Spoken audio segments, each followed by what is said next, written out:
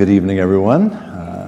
It's good to see you all here. I'm Pastor Tim Westermeyer, one of the pastors here at St. Philip the Deacon, which is privileged to offer these regular events throughout the year. I do want to say a special thanks to all of you for coming out on what is obviously a very snowy night. I hope the drive here wasn't too terrible. We did send a note out earlier today indicating that we were going to be holding this, and we included in that note a link to the live stream of this, and we heard back immediately from a whole lot of people who said thank you for offering the live stream. I'm going to be tuning into that, so to those of you who are participating virtually, welcome to you as well. I always like to ask, I know it's a slightly smaller crowd tonight because of the weather, but is anyone here for the first time to a Faith in Life event? Oh, okay, a handful of you, good, excellent. Special welcome to you. We're glad you came out.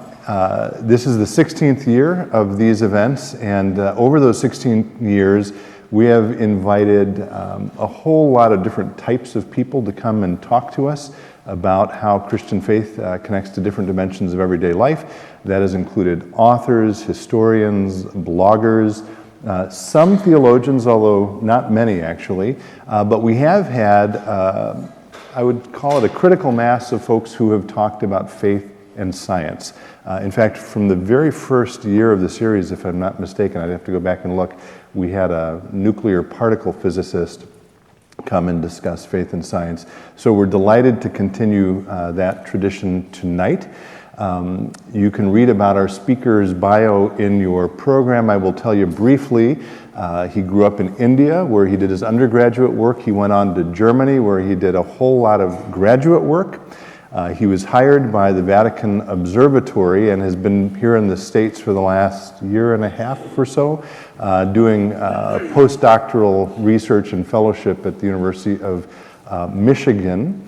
I spent a little time with him today, and one of the things I always like to ask our speakers is there something sort of off the beaten path that isn't in your official biography that people might want to know about? And his response was, no, I'm really not that interesting, actually.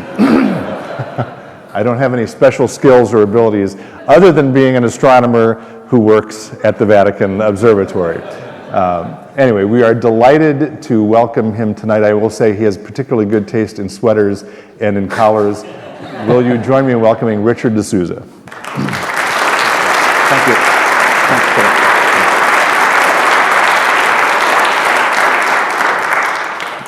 So, thank you all for coming out here and braving the cold. It's been a really snowy day. So I'm going to talk to you today about my experience and about a central question which perhaps some of you or most of you are perplexed about, especially a question which is very relevant in our modern age. And the question is this: how is it possible to reconcile the world of science with our inner life of faith? Now, some of you may be active people of faith, people who are active here in this congregation or brought up in a particular religious tradition, or some of you may just be just curious. I think we can all agree that all of us have, in some way or the other, have had a spiritual or an existential moment when we perhaps have a beautiful scene in front of us, or when we are confronted with life's tragedies or life's wonders, and we begin asking questions about the meaning of life. So all of us have had spiritual moments. But yet in the world which we live today, we find it very difficult to really talk about this inner faith life of ours in a world which is very secular, and especially in a world which is very scientific. There seems to be a deep divide between the two. And even for us, people who are active practitioners of our faith, it's sometimes difficult to talk about it to a secular crowd.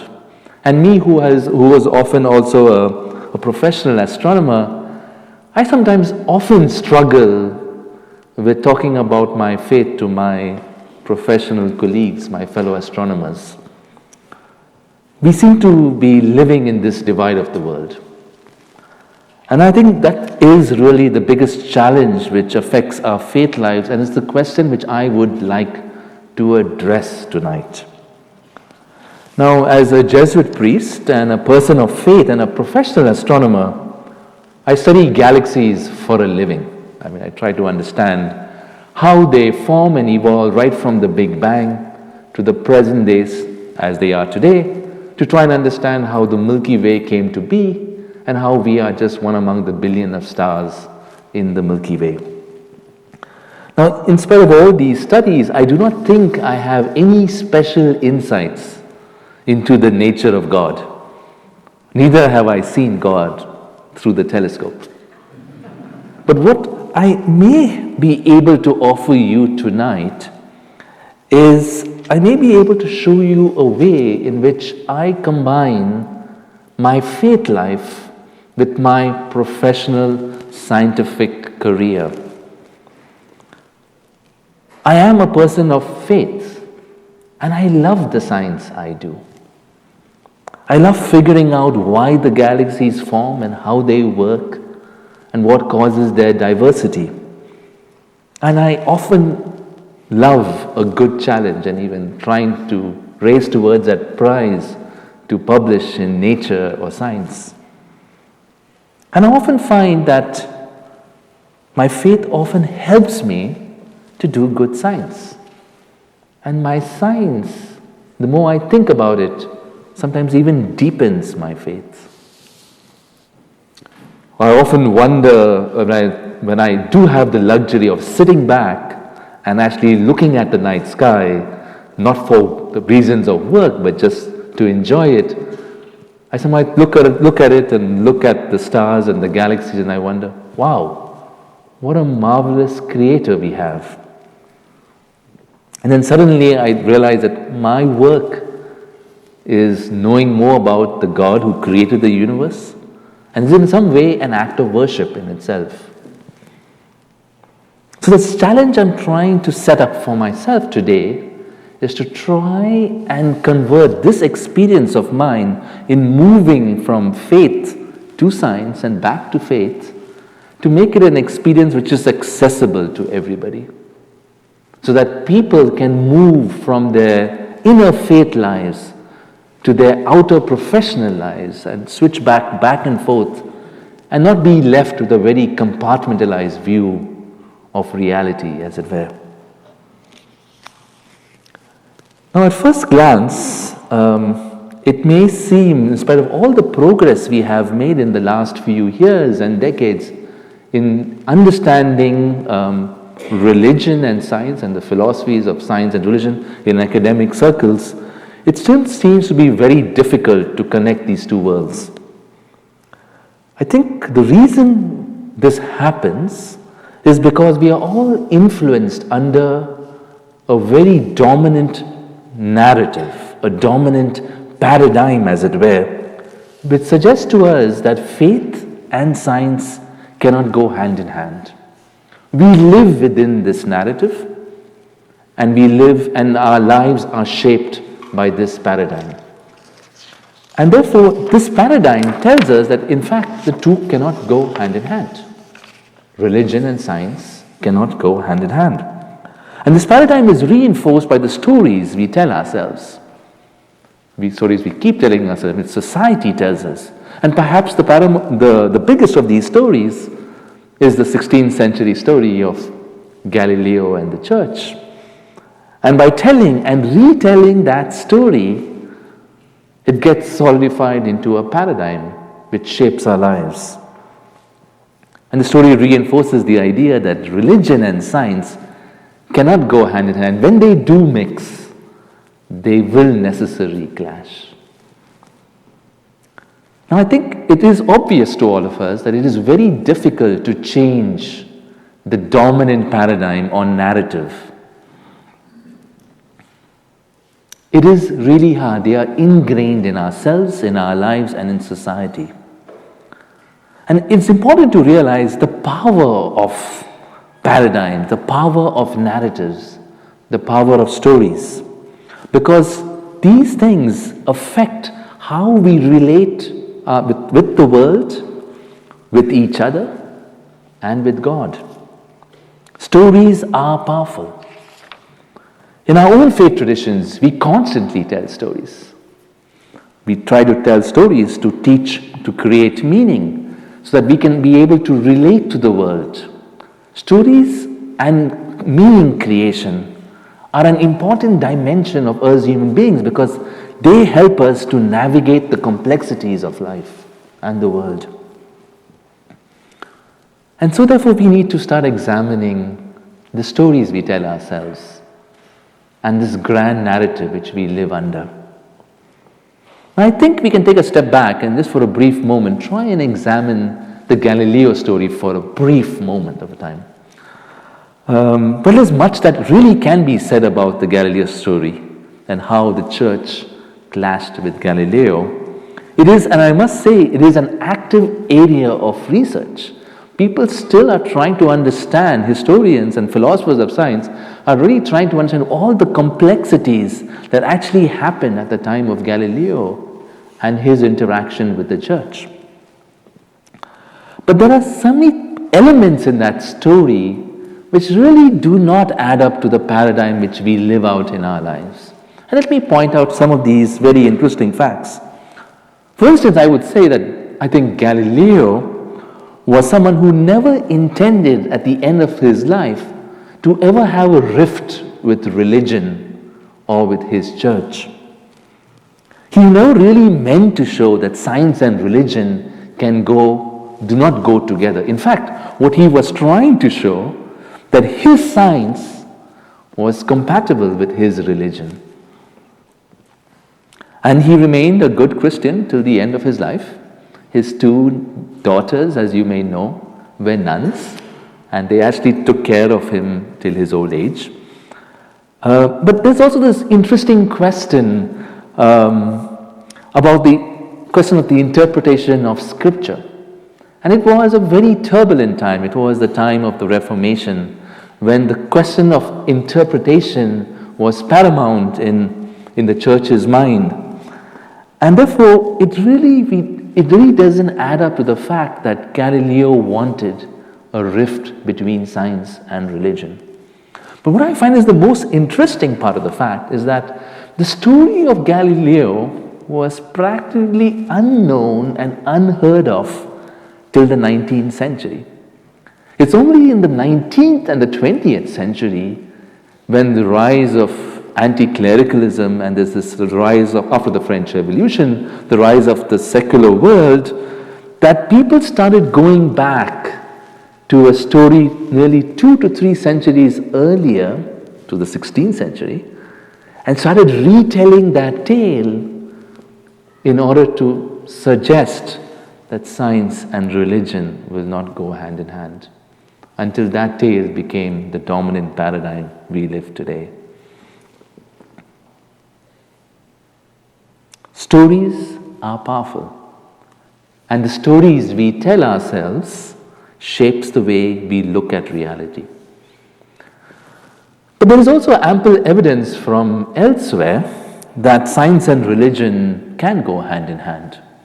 There are a number of religious people in the course of world history who have done tremendous contributions to science. I can start listing a whole bunch of clerics in all Christian traditions who did major achievements to the science. And I'm going to just pick one for tonight, and that is perhaps someone who is not very well known among the Christian community. And he is a Belgian priest by the name of Father Georges Lemaitre. Now, Father Georges Lemaitre lived in the early part of the last century, and he was a contemporary of Einstein. He studied mathematics, and when Einstein published his equations about general relativity, Lemaitre took those equations and tried to apply it to the universe and to say, what does it tell us about the universe? And then he came up with the idea that, hey, if you apply Einstein's equations to the universe, it does show that the universe is expanding. And if you would extrapolate it back, then if it's expanding, then it comes back from a single point. That means the universe started from a point, and it's expanding. So you can see its expansion, but if you extrapolate backwards in time, it starts from a single point. And he was confused at this, and he called it the primeval point. But that's the basis of a theory which we know today called as the Big Bang. The Big Bang is a very, I would like to say, Christian or even Catholic idea. It is formulated by a Christian priest. So much so that this year, the International Astronomical Union, which was held in Vienna, has finally recognized the contribution of Father Georges Lemaitre and has renamed a very famous law in astronomy, which was previously known as the Hubble law of expansion of galaxies on the universe, to the Hubble-Lemaitre law, and this was done this year. A remarkable man, great contributions to science and astronomy. The reason why I'm telling you his story is to show you that science and religion can go hand in hand. And sometimes people's religious faiths can help them in their science, and vice versa. Now, as a Jesuit priest and an astronomer, I do not experience in any way a conflict between my religion and my science. And I think I'm not alone with this. There are a couple of other people I know and I work with, fellow astronomers who are ways Christians, believers in their own respective faith traditions. And we often share our own experiences and exchange with each other, knowing that we are people of faith, to talk about and share about how we integrate our science and our religion. But when I tell the general public about this, it surprises them, even though you have so many of these examples in history. And the question comes, therefore, why are they still surprised? Perhaps not the general public is not really educated in philosophical traditions, the analytical traditions, which will help us to really examine the paradigms and the dominant narratives we have in our lives. But sometimes I even think so, even if people who are educated in philosophy and can do these analytical, critical thinkings about their own narratives, while they do know it in their heads intellectually that there is no division, there can be no separation between science and religion, yet when we actually practically live out our lives in the world, we often hesitate to mix them, and we try to keep them separate for our own sort of professional well-being, and to show that, and some say that we may be believable by our own colleagues. Narratives and paradigms have an important effect in our lives, and they are deep-seated. And the only way then to change this situation is to change the paradigm and the narrative we tell ourselves. Now, the history has ever taught us something, and in the long scheme of things, it has taught us that paradigms are resistant to change, but very often they do change. They are resistant to change, but they do change. And this is an idea which has been proposed in many circles, in the philosophy of science by Thomas Kuhn, the philosopher, that the paradigm continues for some time, but ever so often it flips over. Like in a long time we believed Newton, and then we flipped over to believe Einstein. And maybe in a few years we may flip over to another paradigm, another theory. And therefore, what we need, therefore, is another narrative, another story we can tell ourselves. I have really long sought after such a narrative. What story could I tell myself and tell everyone which would help me to integrate my science and my religion, and not only include all the knowledge I have about the universe, but really to incorporate the experiences I have in the research I do, how I go about it, How do I start thinking about a problem? How do I actually have difficulties in my research? And how is it so closely related to the struggles I often have in my faith life, trying to go around the complexities of life? And after long searching, I think I may have a story to tell you tonight. It's a narrative which we are all familiar with, a story which we all know, but I'm going to try and retell a very familiar story in a way that will help us to understand how faith and science can go hand in hand. It's the story found in the Gospel of Matthew. It's the story of the three Magi. Now you say, oh, we know that story. It's so easy. I mean, there's three wise men just walking aimlessly in the desert for so long, looking for a star, and finally finding a child. But bear with me for a moment. Let me reflect with you on this story a bit deeper of these three wise men. Now, these three wise men, as reported to us by the Gospel of Matthew, were stargazers, people of philosophy and science. They were seekers after a truth greater than themselves, and they went through great efforts to find it. So, in retelling their story, what I would like to do is really to construct a narrative which will then upset the dominant narrative as we see it today. And in retelling this story, I want to incorporate my own experiences of how I go about in my scientific research, as well as how the struggles I have as I go about living my faith here in the world. But in order to understand really the story of the Magi, I think we need to take a step back and go to our own experiences. And therefore, I'm going to pose to you this question. Have any of you looked up at the night sky and seen a beautiful image of a galaxy or a nebula through a telescope? Or even some of the planets you can see through the telescope? And if you have done so, you will be always amazed with wonder as how these things are. Sometimes the Hubble Space Telescope and NASA shows us these images of distant galaxies, and everywhere you go like, wow, that's really beautiful. Now, in my long training as a Jesuit priest, I had an opportunity to work often in very remote locations and among very underprivileged people. So whether you are a kid in India, in a remote village in India, or a teenager in Africa, or maybe even a professor at the University of Michigan, if any of us would look through the to the telescope in the night sky, we will all go, wow. For a brief moment, all of us, there's something deep within each one of us which just lights up for a moment. This is a universal human experience. Why is this so? And what does this tell us about ourselves?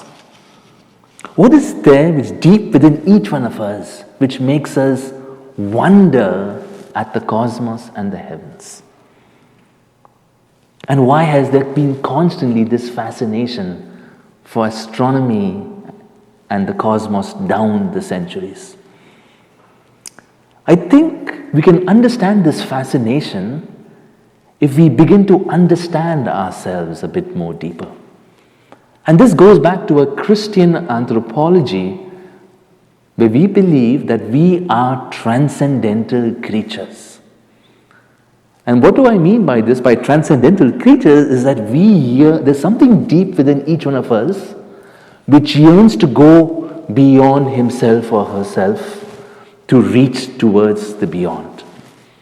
Something within us which makes us yearn to go beyond our physical boundaries, to start imagining and thinking about not just what is in our physical proximity, but to imagine worlds and futures and dreams.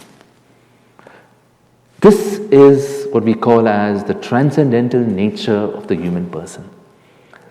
The best way I like to visualize this is through a painting which perhaps all of you know about. It's the painting of Michelangelo of Adam and God on the ceiling of the Sistine Chapel. And all of you have definitely seen that painting. And it's a painting of actually God creating Adam, reaching out to him with their fingers touching.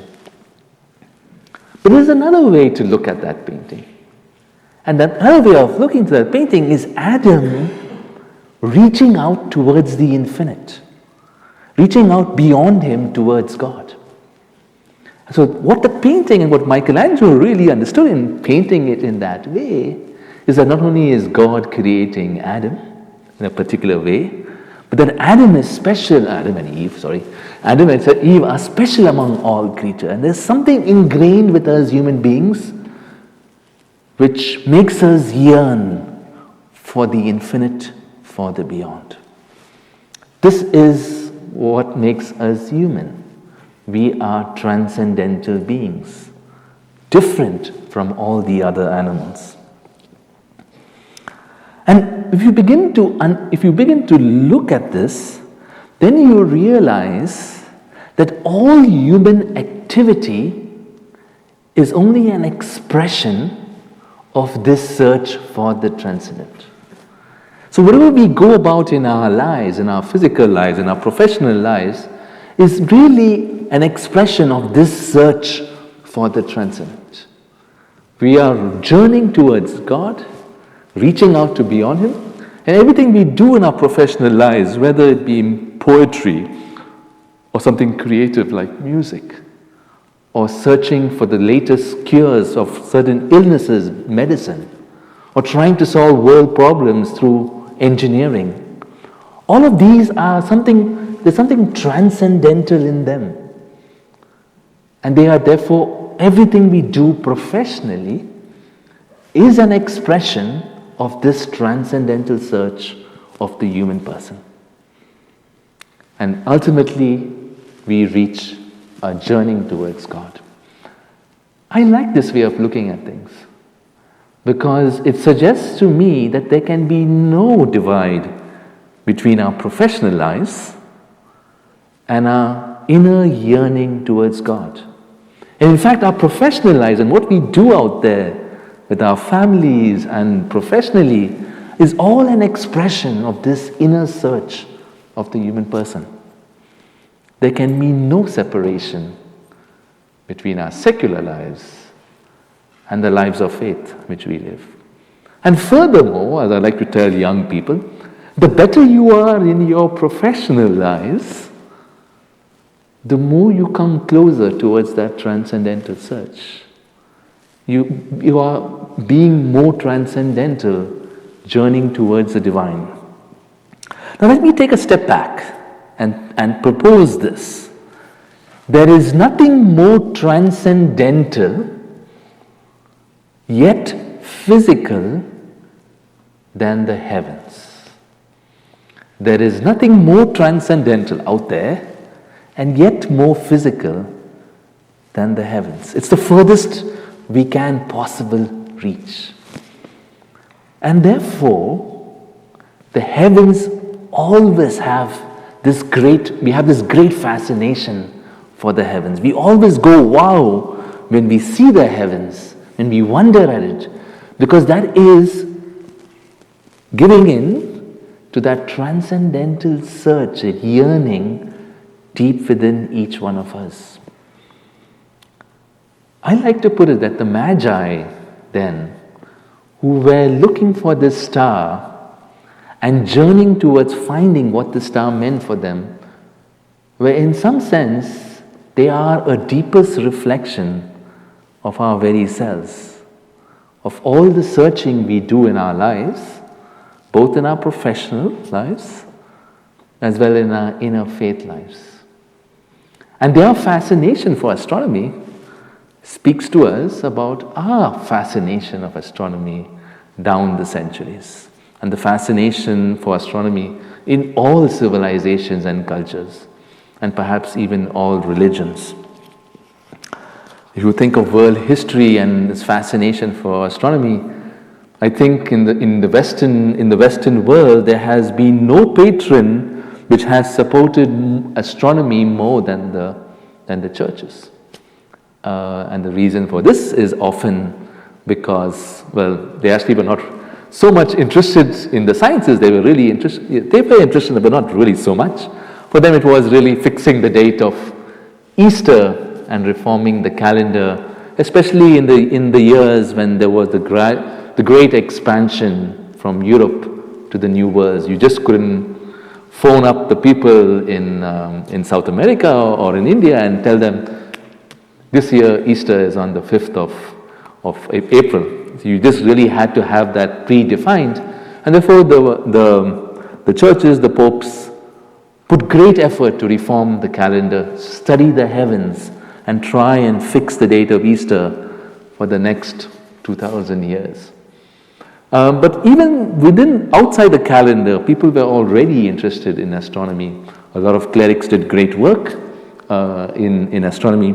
But you can see also this fascination in other cultures, the Mayans, the Chinese, the Indians, the Arabians.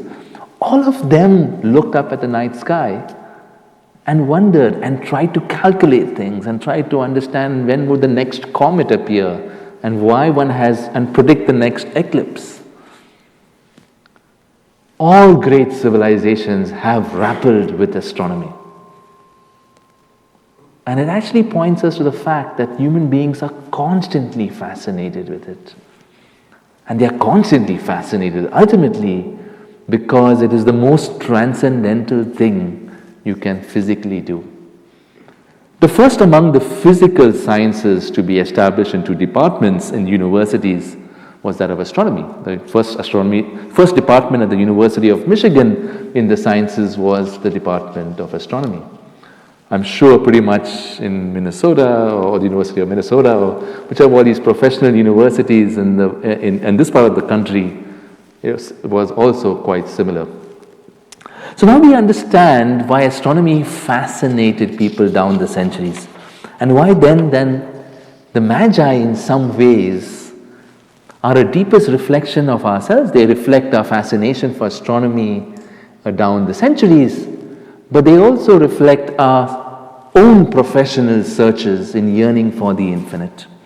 But let me delve deeper into the story a bit more of the Magi and ask the question, which is, why did the Magi set out on their search? And the reason I'm asking this question is because then I would like to reflect back on our own faith lives and our own scientific and our own professional lives. Let's start this question. Why did the Magi set out from their homes? Why did they leave the comforts of perhaps their Persian palaces and ride a camel through the desert for I don't know how many months, forsaking comforts, forsaking servants, just to look for the star?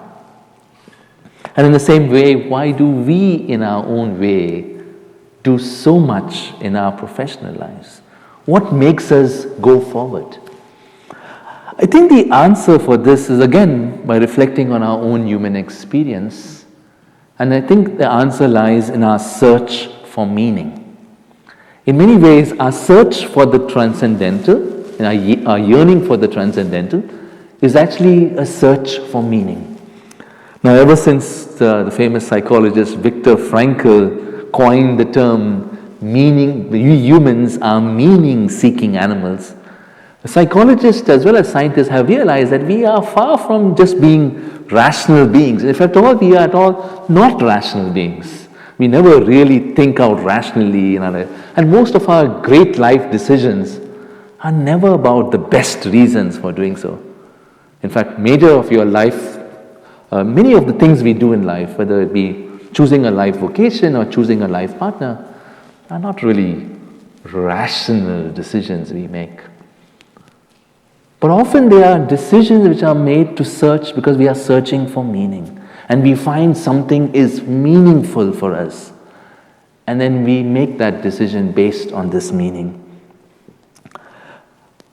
Without meaning, we human beings would never move forward in life. And we know this because for people who have lost all meaning, we know that they come to a standstill. They're almost like dead. And in the extreme form, they actually take their lives. People who have no meaning in life.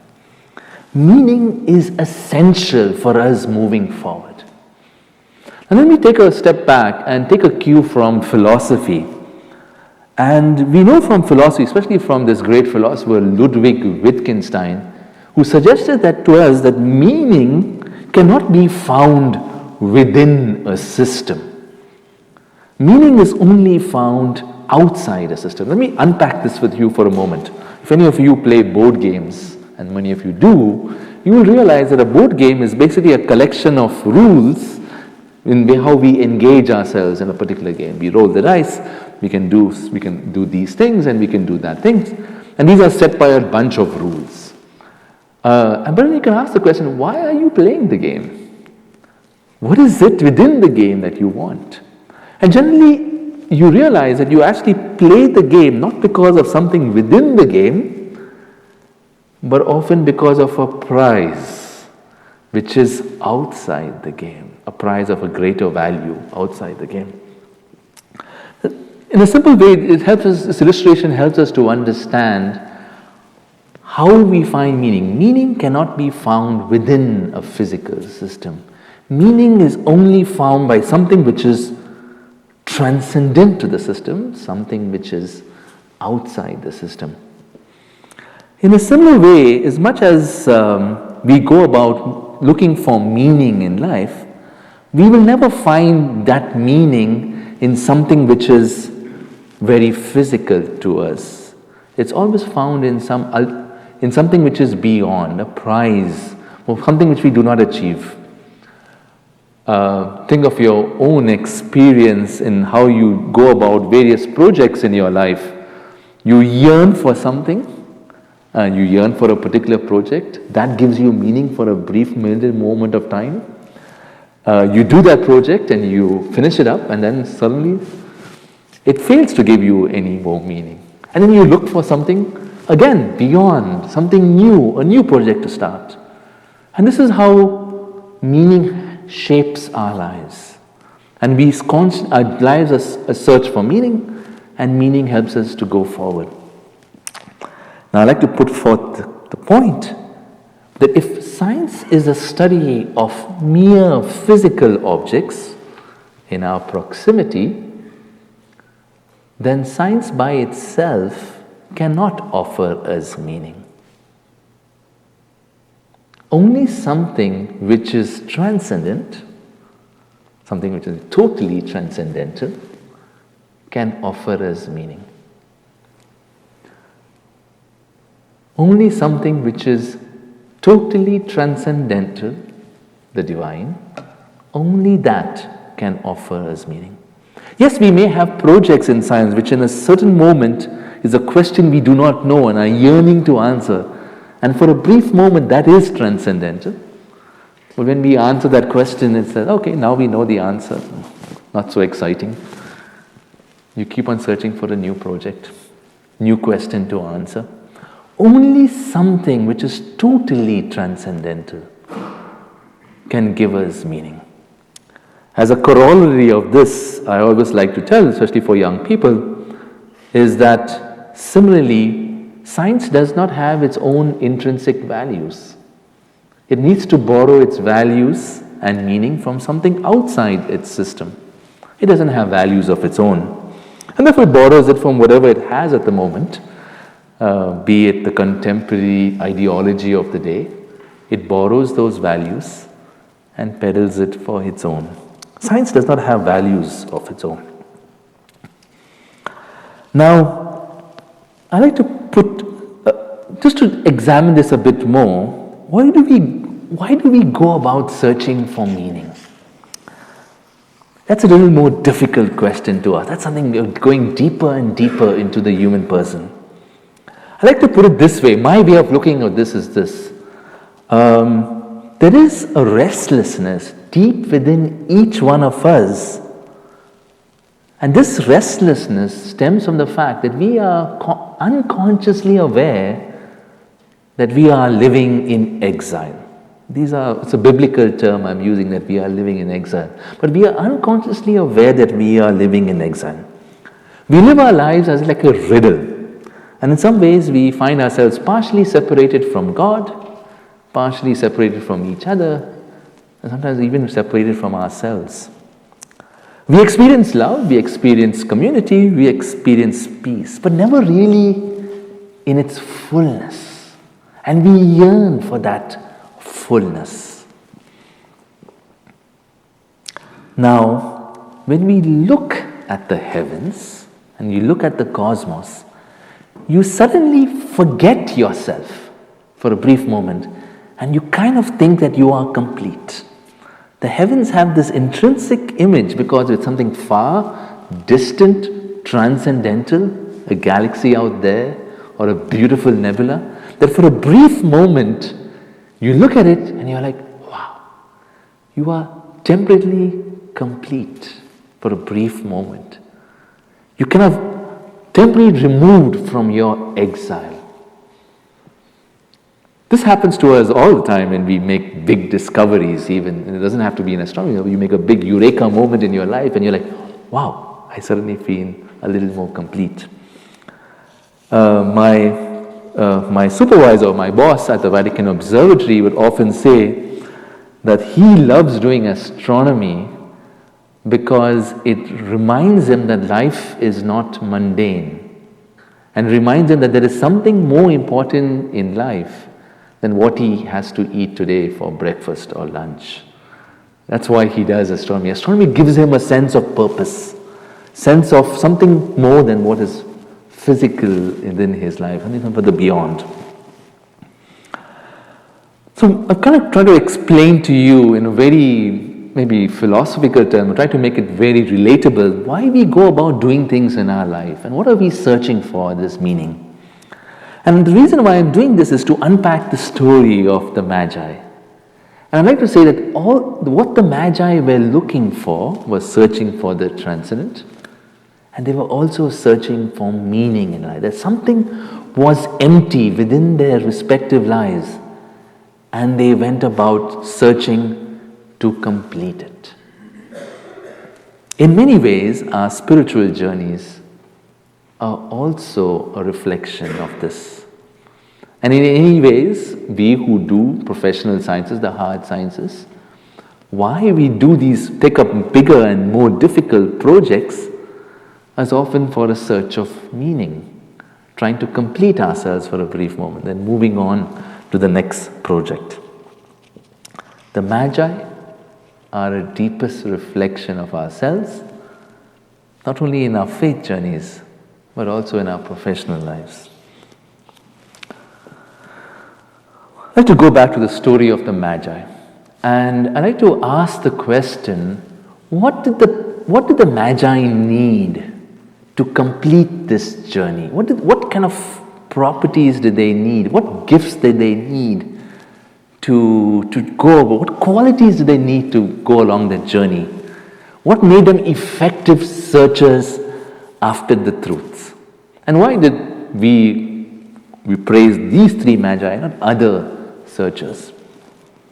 Now, as it is related to us in the Gospel of Matthew, we know that the Magi brought certain gifts.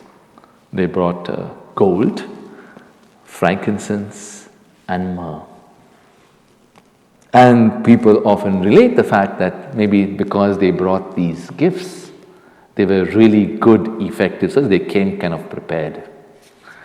I like to point out to you that I do not think that is correct. I think they had some other properties which really made them effective searchers.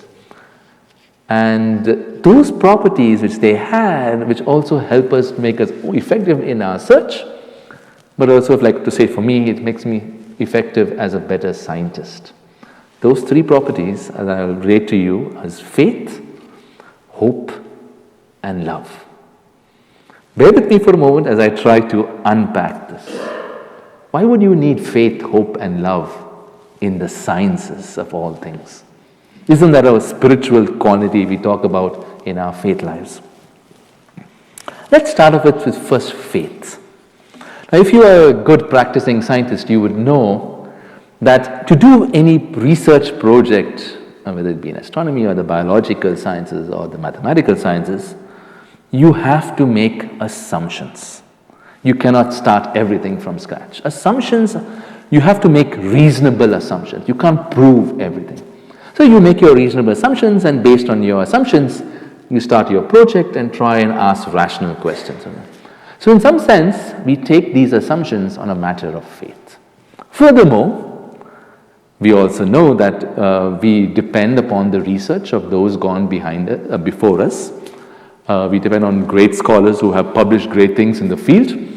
We don't actually go and test everything they did and try and repeat all those experiments. We take them on reasonable faith. Oftentimes we will doubt their experiments and we will try and repeat them and come up with a new analysis. But for most part, we need to have a bit of faith in our sciences in order to make progress. If we keep on repeating everything, we really won't go very far. Faith is an essential element of all science. And the more they reflect on this, they realize, yes, they have to make reasonable assumptions. But I'd like to take this even more deeper and take this to a deeper level. And when I study astronomy, I like to ask the question, why am I studying these physical laws? Why study them at all? Why do I want to know them? And what would happen if I study a physical law today and it changes tomorrow? And the laws change every day. Then what I studied yesterday is not valid for today. And what I study today will not be valid for tomorrow. And you say this is nonsense because physical laws do not change. How do we know they do not change? We believe that they do not change. Where does that belief come from? That belief comes from the fact because we assume that God created the world good, that He created the world according to physical laws, and that He doesn't change His mind every day about those physical laws. And you look at, I'm sure you're looking at me and saying, what is he talking about? And to make this point even more clear, I'd like to ask the pointed question, why did science then come about in pretty much the Western hemisphere, which was a very Christian culture, created by the amalgamation of a Hebrew concept of a God who created the world good and fixed, coupled with Greek rational thought. Why did it not happen elsewhere like the Chinese or the Egyptian cultures or the Indians? And the reason is because in most of these cultures, their assumptions about God was that He was often capricious. He would change his minds. Gods would change their minds constantly. If the emperor was God and today he thought one thing and tomorrow he thought another, the laws of nature would change. In most cultures, most of the other cultures, except in the Western, which is where Hebrew Greek thought, science as we know it today, as studying physical laws, never occurred. They did observations. They observed things, but they never really asked the question, why does it happen? What makes it happen? Why do things take place? You can only do science if you assume that the laws of nature are fixed. You can only do science if you assume that God created the world good and worthy to be studied. Let's move to the next element of hope. I think this is the one element which every researcher relates to the most. Because in order to do research, you come up with various hypotheses. And then you will say, I choose one hypothesis and I follow that through. And I have reasonable hope that the way this hypothesis which I take up is worthy of my time and will come to some success. I do not investigate the other possibilities because I have reasonable hope that the time and effort I put into this hypothesis will be successful. Every time I write an NSF grant or apply to the Hubble Space Telescope to observe something, I have reasonable hope that my experiment will be successful. And the NSF and the government and NASA has reasonable hope that I will be successful because they are giving me and awarding me this time and money. Every scientist relates with hope because that is the essence of our trade. We need hope to move forward, to make progress. So that's really an easy thing. So without faith and hope, you really can't do much and good science. It's much more harder for me to sell the third concept, which is love. Why do you need love to do good science? And to explain this concept, I like to reflect on the nature of science and scientific progress. Now, the way often, if you are not actually engaged in research, our concept of science is that it's like take up a science textbook. It's a bunch of facts which you learn and a bunch of formulas which you learn, and you apply that to the physical world. But this is far from how science actually develops in nature. Science is just not listing the facts. Science is really a conversation about the facts. Science is just not telling you the moon is round, it's so and so big size, it's that dense, and it's circling around the earth. Rather, science asks the question, what is the moon made up of? Oh, it's made up of dense material. How did it form? What made it get there? Why is it in a certain orbit and why not a different orbit? Science is actually a conversation between partners about the physical world. It's a story scientists tell each other. And you actually converge to the truth by having a good conversation about facts, guided with rational thought. In fact, the best scientific questions are often, you come to the best scientific results by asking the best scientific questions. And questions are often in regard to, oh, that's strange. Oh, why does that happen? Why does that fit my data? Oh, let's look at this deeper. In order to have good science, you need to have a diversity of opinions. I know this pretty well because, and I work at the University of Michigan. I work with a professor, his name is Eric Bell, he's very successful in his field, and the two of us get along fabulously with each other. We really love each other. We have the same ideas, we gel with each other, we sit down and start throwing ideas at each other, and it's a great time. It's just fun working with him. And each of us pats ourselves on the back and he pat each other on the back. Hey, you're great, I'm great. And it works. And we have these great ideas about the cosmos and galaxies, and we publish our papers.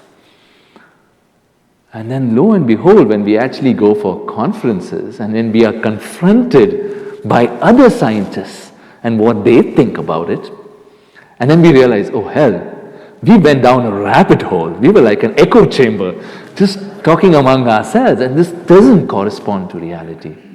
We actually make a bad team. We like each other, but we actually make a bad team.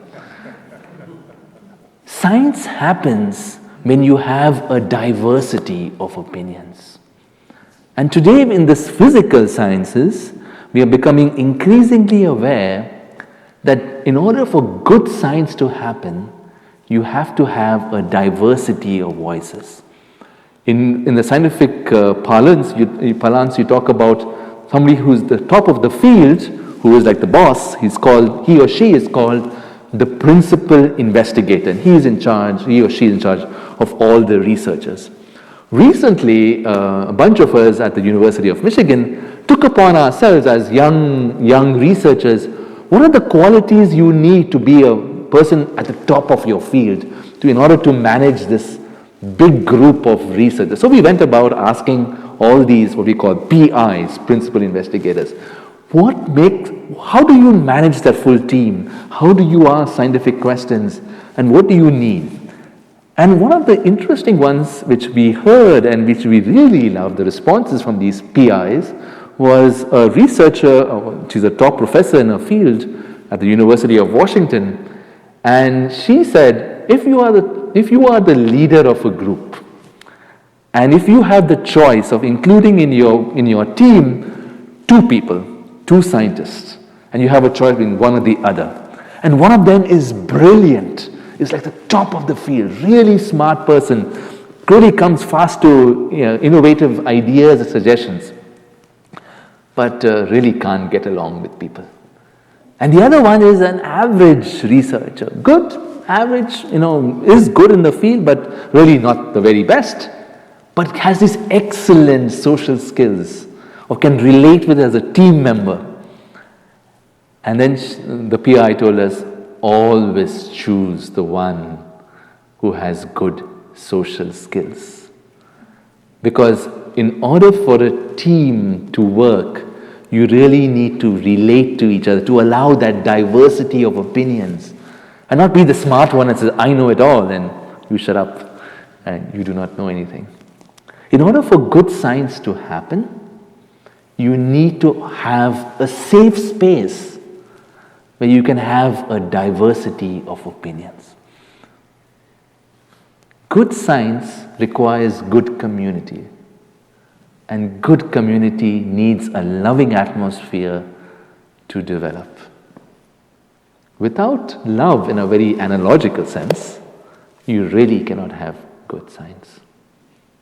And increasingly today, with projects which we take up, which often involve groups of tens or 20 or even hundreds of scientists, because the projects we take up today are much larger than what we had in the past, science really depends on good relations and safe spaces where a diversity of opinions can take place. And there you have it. Faith, hope, and love. Analogical to what we have in the spiritual life, but essential for research, for any quest for the transcendence. I like to put forth the idea that the greatest gifts the three Magi were carrying with them were not the gold, frankincense, and myrrh, but their faith, hope, and love. And then to come to the end, where I'd like to talk about the real gem of the story of the three Magi. And to understand this, the hidden gem in the story, I'd like to ask the question, so the Magi, they actually set out on their search at the right place. They were looking for a star. They were looking for something special. They set out from the comfort of their home because they had a reasonable hope that they would find something. And then they found this child in a very dilapidated manger, poor, and his two parents who really couldn't afford much and surrounded by animals.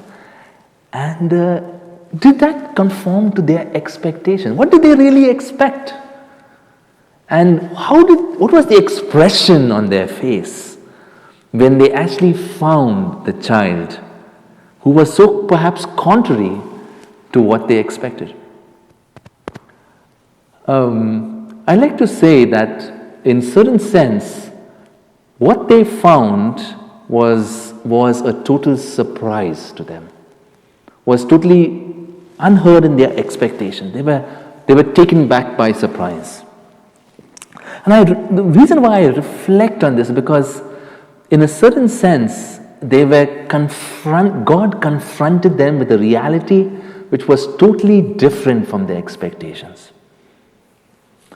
As I reflect in my scientific research, I often think of the situations when I start off on a project and with reasonable hope. And I start off, researching and trying to understand and possible solutions.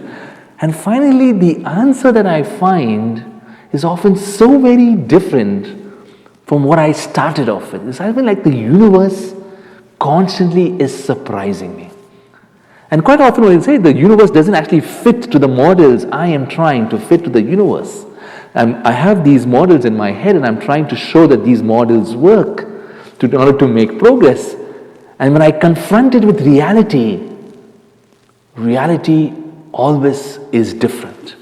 reality is the other. The universe never fits how we expect it to be. Similarly as the child Jesus didn't fit to perhaps the expectations that the three Magi came with.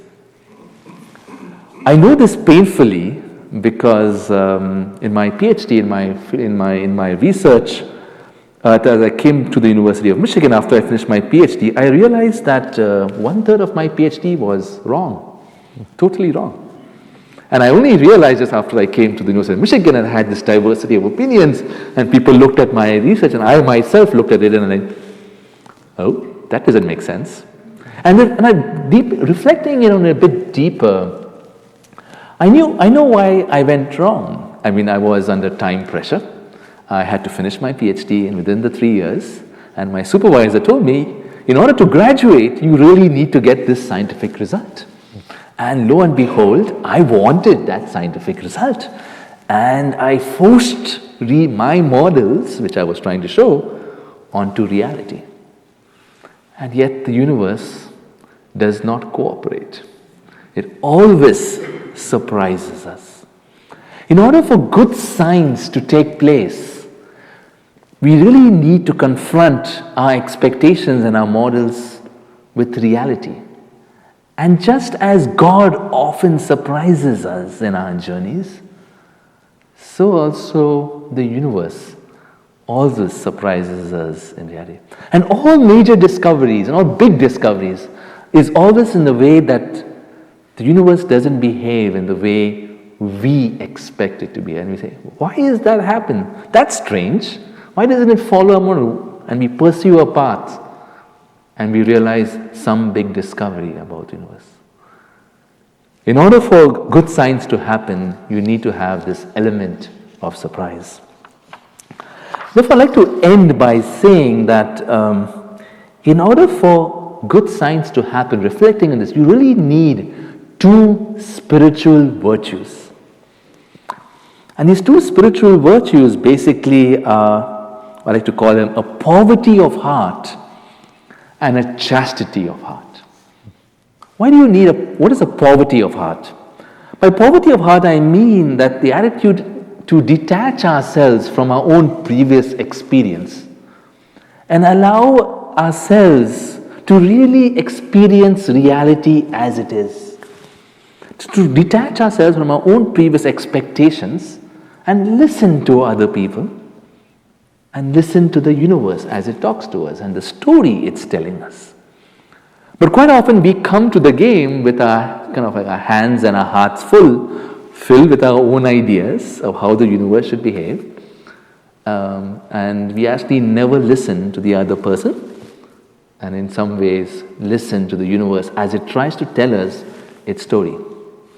In order to be a good scientist, you need to have a certain poverty of heart, being able to be open, detach yourself from your own experiences, and listen to the universe. But I also think you need a chastity of heart. What do I mean by chastity? We often refer to chastity as something specific to sex, but it's actually much more general. And the Christian concept of chastity centers on how we deal with others, with nature, and with God. To be chaste in the Christian sense of the term is often to be fully and properly respectful of the other person.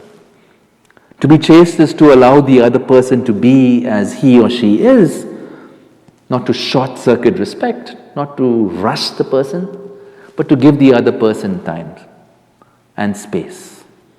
And you therefore understand how we short-circuit respect and we go against chastity when we have a lack of respect, especially in our relationships, in our society. We rush people, we apply undue pressure for them to do things, we postulate an intimacy which we cannot really enter in. Chastity is all about respect of the other person. This is a Christian understanding of chastity, of giving the other person time. Now allow me for a brief moment to anthropomorphize reality. I've already been doing so in the course of the evening, I know this. But just think of the universe as the other person. In order for the other person to reveal his or her secrets and to allow them to give their gifts to you, you need to give them time and space, to have the proper respect, to listen to them, to wait patiently. If you try to rush the process, the person closes up and does not give you his or her gifts. Similarly, it also happens in the science. I related to you how I got part of my PhD wrong.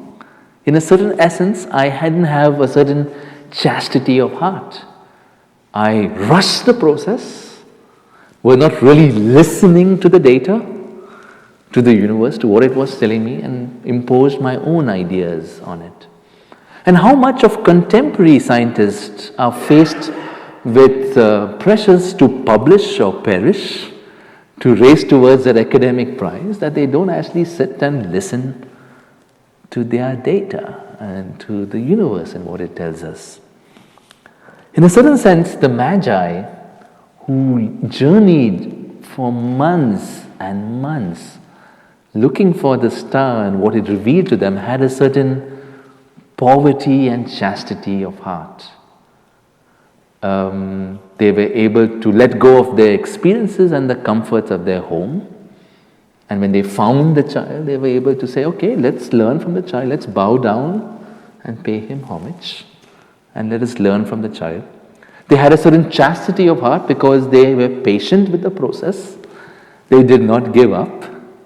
They did not say at some point, let's go back to our comfort of our homes. Or say, oh, this process is too hard, let's find something easy and say we have found it and take it back. They had a certain poverty and chastity of heart. If you need to be good in our professional careers and to be good in the science we do, perhaps even be good in the faith journeys, we need a certain poverty and chastity of heart. And then once we persist, when we find the child, we bow down and pay him homage. It may appear startling to all of you how I have trivialized the story of the Magi and trivialized great scientific careers into a tale which incorporates so much of the scientific journey in the journey of the Magi and so much of our faith journey in the journey of the Magi. And you may be even appalled that I've reduced it all to spiritual values. But the reason why I am telling and retelling this tale in this particular way is because it incorporates much of the experience I professionally and spiritually have as I go about my research. And when I do tell this to my fellow scientists and my fellow researchers, they immediately get excited about it, because they can relate to rushing things and not listening to their data. And they know the pitfalls in their own research and how they often stumbled and where they went wrong. And this methodological approach appeals and resonates with them much larger. And then they realize, yeah, I have assumptions, I have faith, I have hope. We really need a good atmosphere and love. And I need a certain poverty and chastity of heart. And what you're saying makes sense. In telling and retelling this tale in this particular way, and you can take the analogy further and further and further, you can start saying, oh, the Magi went back and then they need to, talk about their research and publicize it and reach the outreach, or they knocked at Herod's door. They went on searching it, they knocked at every possible door for an answer till they found what they wanted. You can see so many analogies to how we go about in our research. But I hope in telling and retelling this tale that it will help us in a very operative way, not only in our heads, but deep down in our souls. There are so many similarities between good scientific research and how we go about our faith lives, our search for the transcendent, our search for the divine. And I hope each of us in his or her own way can retell this tale from your own struggles as you search for the divine. Thank you.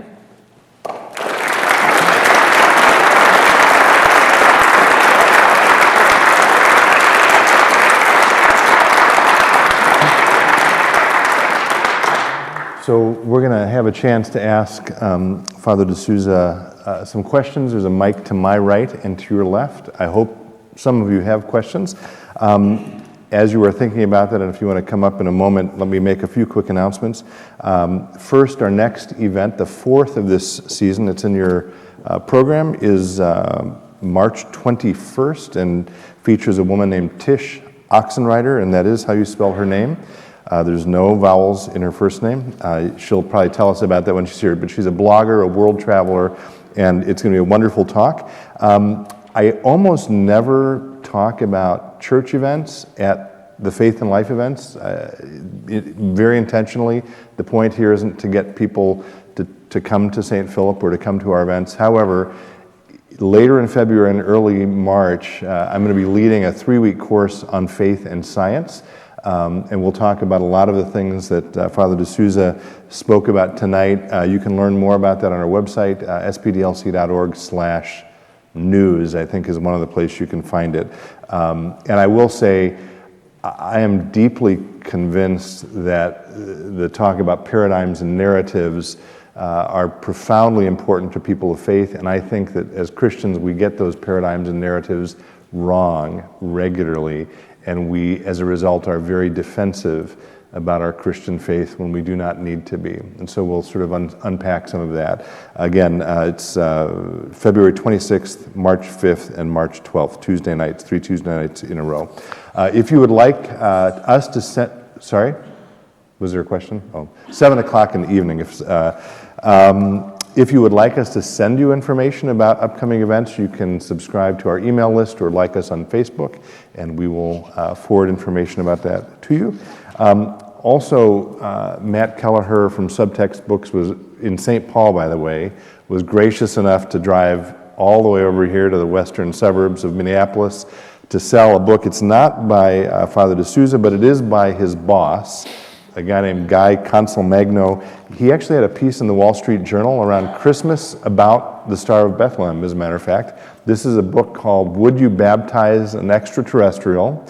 The subtitle is And Other Questions from the Astronomer's Inbox at the Vatican Observatory. So the book is based on actual questions that the people at the Vatican Observatory get regularly, and they just responded to them in book form. So this book is available for sale outside after the talk, and even though he didn't write it, I think he'd be happy to sign it for you if you'd like him to do that. And as always, I do like to say, very importantly, last but not least, by any means, in our program tonight are listed the many individuals and companies and organizations who from the beginning have made this series possible. It is not a church budget item. It's supported entirely through the generosity of the folks who are listed in the program. And without them, it would not be possible for us to bring people like Father D'Souza here tonight. So some of them, fewer than maybe some nights, but some of them are here tonight. Will you join me in saying thank you to them?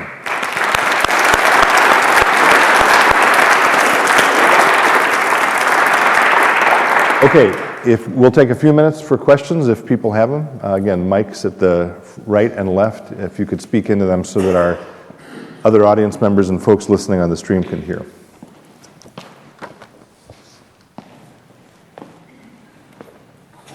Hi. I'm bringing a question from my father, who wasn't able to be here tonight because of the bad roads between here and Rochester, but hopefully he's watching online. Dave, just a second, Dave. I've got to turn the mics on. Sorry. My bad. Okay, let's try again. Okay, so my dad's question. He was an astronomer at the University of Michigan. And, God. It was his first full-time job. Okay. And he was part of the radio observatory there, which was a joint undertaking between the Department of Astronomy and the Department of Electrical Engineering, and they built a radio astronomy observatory in 1956. It was a 85-foot dish. Mm-hmm. I've seen the dish. Oh, you've seen the dish? I Okay. have seen the dish. So growing up in Ann Arbor, I had the enviable position as his son of when people asked me in the 1960s, what does your dad do? I got to say, he listens to the sky. Anyway, in the 60s, he would go to conferences and seminars across the country, and there would be astronomers from around the world, and they were predominantly atheists. Mm-hmm. And I guess to change the question a little bit, is the narrative so strong and the paradigm so strong that it's still that way, that most astronomers are atheists? Oh. And then the other thing he wanted to know was, at that time, there wasn't an appreciation for diversity of opinion, mm-hmm. and people who weren't atheists were openly criticized for their views, and he wondered if it was still that way in the community as well. Okay. So I do not know how it was a few years ago, at least at the time of your father. What I can say is my own experience of it now. I don't think the majority of scientists are atheists. In fact, if I would classify them, I would classify them as agnostic. People who do not really want to commit, they really do not know, but they're not active deniers of the faiths. But in my conversations with them, they do know that sometimes they do get to know that I am a Catholic priest, or that I'm a person of faith, and very often conversation starts developing about existential questions, or deeper questions of meaning, which they all relate to. And I begin to wonder, how 70 to 80% of them are people who are actually leading spiritual lives, searching for meaning, but do not want to commit to an exact faith tradition. I also have to say that it depends a lot upon geography. People in Europe tend to be more agnostic than people here in the United States, and that's a cultural element too. There is a culture, and people in India tend to be quite religious for a similar cultural element. I hope that answers the first question. The second question is about the diversity of voices. I think, at least in your father's time, there was very little diversity, and the diversity was not tolerated. Today, most astronomy departments that I know about are increasingly setting this thing as a very criterion for even hiring new faculty. That they have to have a diversity statement, that they should have a certain fraction of people who are women, of people from smaller minorities. They actively are searching for diverse opinions. There's still the people who hold on to their views. They do not go away that fast, but they are becoming a smaller and smaller minority.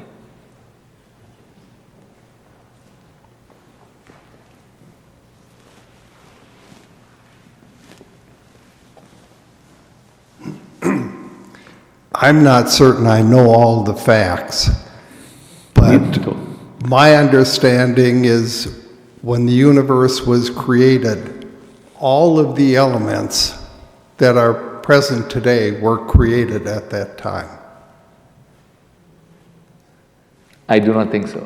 Okay. They are not the facts. But that's not the story we tell ourselves today. Then I'll continue. Okay. Human life as we know it is built on a relatively precise quantity and type of element. Yes. You mentioned that God changes the rules. I think he doesn't change the rules. Oh, he doesn't? He doesn't change the rules. In your mind, have you reconciled, when we look at our life, all the things that occur, what occur by God and what occur by nature? Mm-hmm. Just through the sequence of growth and life. So let me maybe unpack that question a bit. First of all, what we can do today is we seek to understand life as we know it. We try to understand life as we know it. We know that the human being consists of certain elements.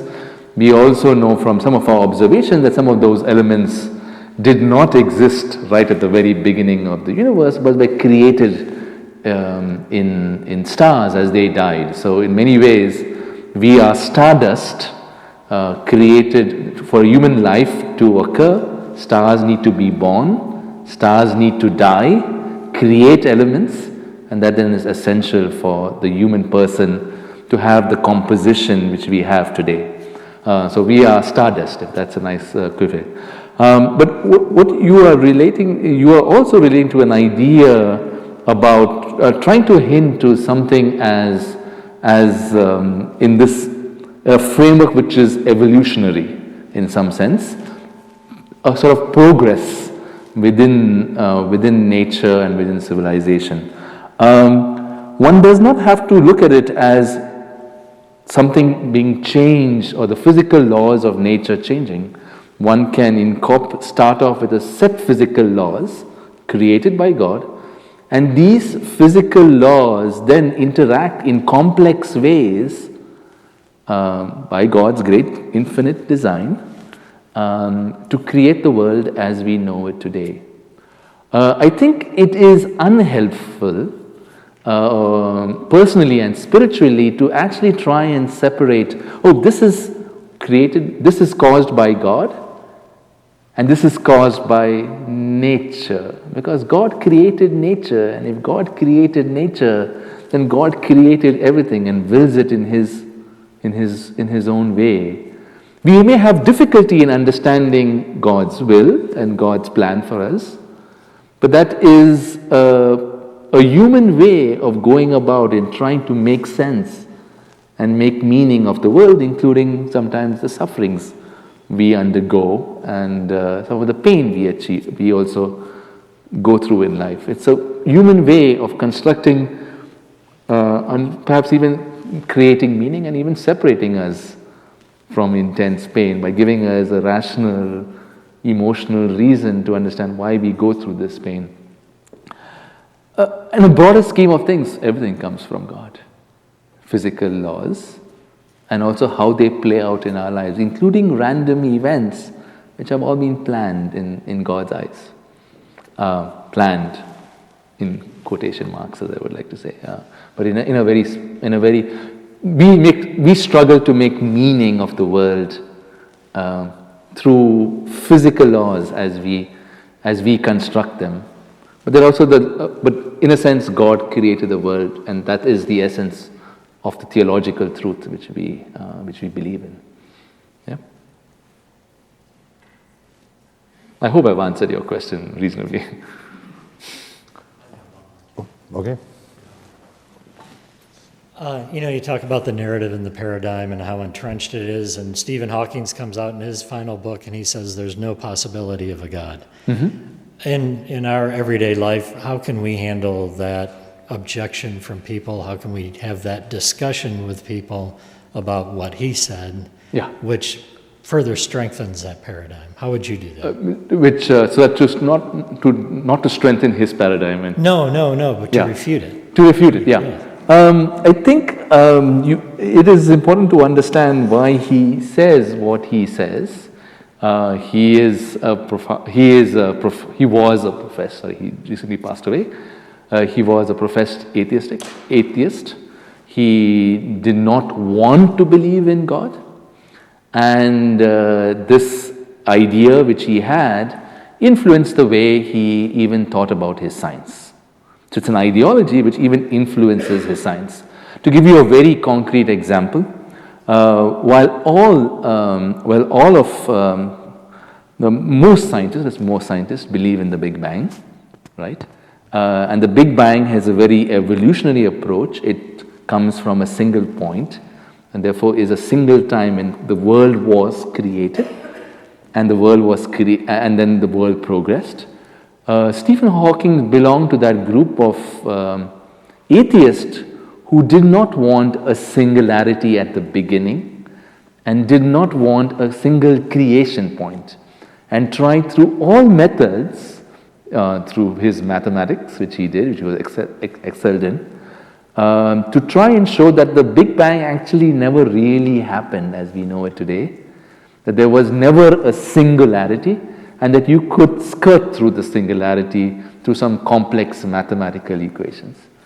The number of very famous scientists and atheists who tried in their own ways to stop creation having a starting point. Another one of them is Fred Hoyle, who lived in Cambridge in the early 60s and 70s, and he said Big Bang did not happen.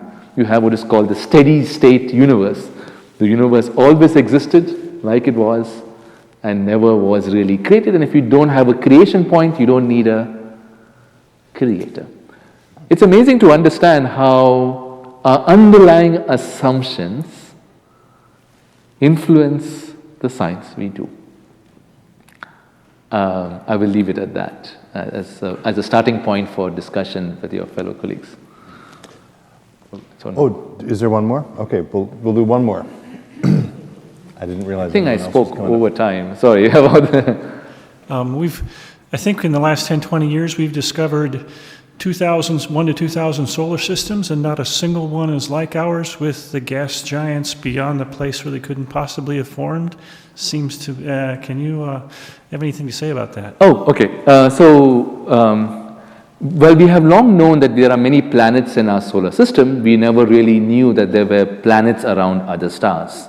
And in last 10 years, this field has made an amazing leap, where we have actually begun to discover planets around other stars. So these are called as extrasolar planets, just to give people background.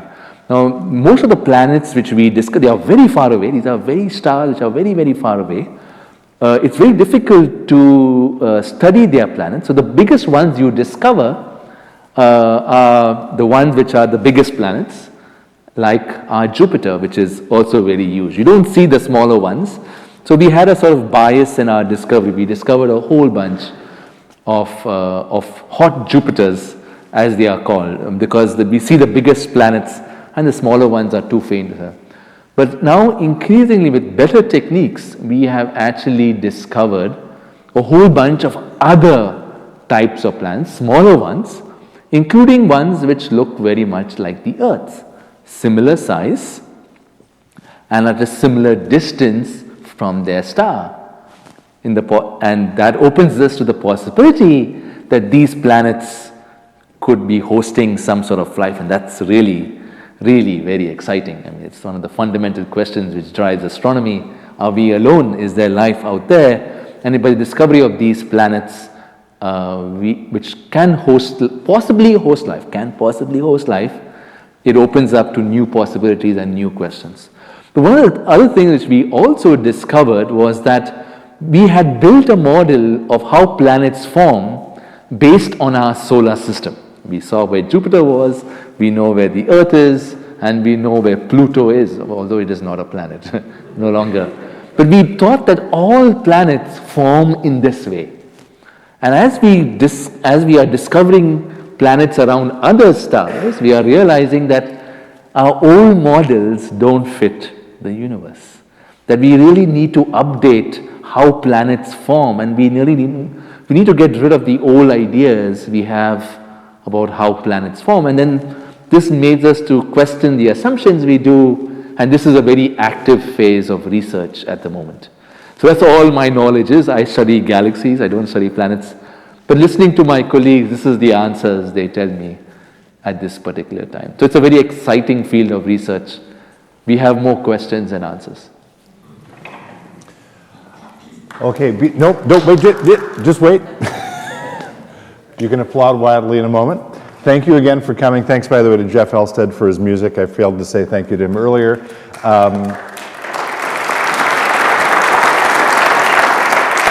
Thanks to all of you for coming out on a snowy night. Thanks to anyone with us still by live stream. And especially, Richard, we thank you so much for being with us. And as a small token of our gratitude, we'd like to give you a little plaque that says, with thanks to Richard D'Souza for bringing faith to life. Thank you for being with us. Thank you so much. Thank you so much. Hold on. Thank you. Oh, you have to walk. Yes, I was.